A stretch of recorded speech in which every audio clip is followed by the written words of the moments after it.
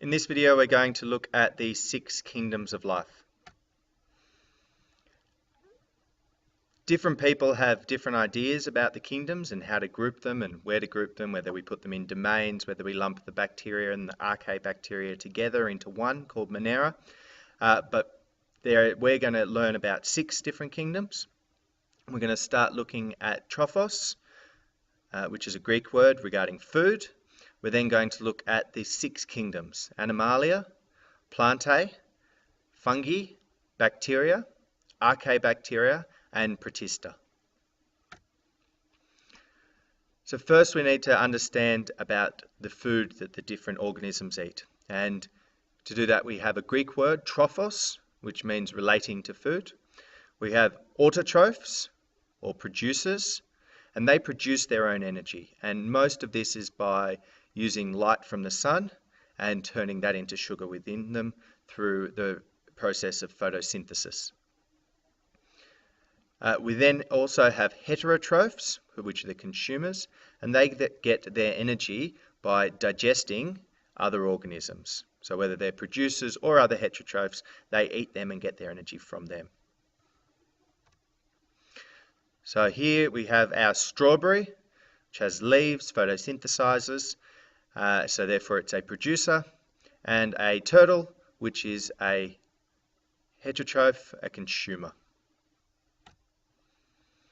Okay, our first kingdom, Animalia. Animalia are multicellular, so they have many cells. They're heterotrophic, so they have to eat other things, and they digest the things that they eat internally. So most of them have a stomach of some description. Examples of Animalia, animals, are invertebrates, fish, birds, and mammals. The next kingdom is Plantae, or plants. They are also multicellular, and however they are autotrophic. They produce energy through photosynthesis, and they have, if you look at the cells have a cell wall, and that cell wall is made of cellulose. And many examples of this: trees, flowers, ferns, the whole lot. The next one is fungi. Fungi are usually multicellular.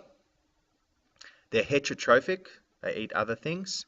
However, they have external digestion, which means that rather than taking food into their body and digesting it, they just sit on top of the food or grow on top of the food and digest it there. They also have a cell wall similar to plants, but their cell wall is made from another substance called chitin. And examples of this are mushrooms, yeasts, and molds. The next kingdom we're going to look at is bacteria. They are unicellular, so they only have one cell. They don't have a separate nucleus. So their parts of its nucleus, the DNA and whatnot, are spread throughout the bacteria. And they are heterotrophic and eat other things. Now the Archaebacteria are also unicellular and don't have a separate nucleus. However, they're a bit different from the bacteria in that they are chemotrophic.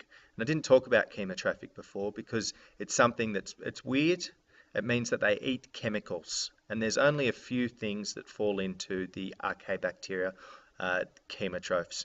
And usually these live in strange places, like they might live on the bottom of the ocean around a vent where they eat sulfur, or they might live in hot springs at temperatures that other animals, other living things wouldn't be able to live in because it's too hot.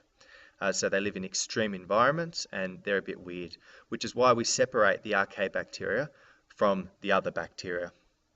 As I said before, sometimes people don't. They put them together in one group called Monera, but we're going to separate them out. And for all the single cellular organisms that are left over, they get lumped together in Protista. Now Protista are quite a diverse kingdom. They can be either autotrophic or heterotrophic. They have a nucleus and other cell structures. So you can actually, by looking at them, you can actually see the different cell structures in them. Examples of this are algae and amoeba.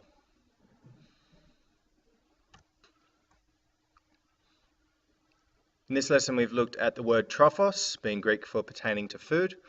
We've looked at autotrophs, organisms that get their energy from the sun, producing their own energy. We've looked at heterotrophs, ones that consume others to get their energy, and we've looked at chemotrophs, which get their energy from digesting chemicals. We then looked at the 6 different kingdoms: the Animalia, Plantae, Fungi, Bacteria, Archaebacteria, and Protista. And we've looked at some of the differences between the kingdoms as well as some of the similarities.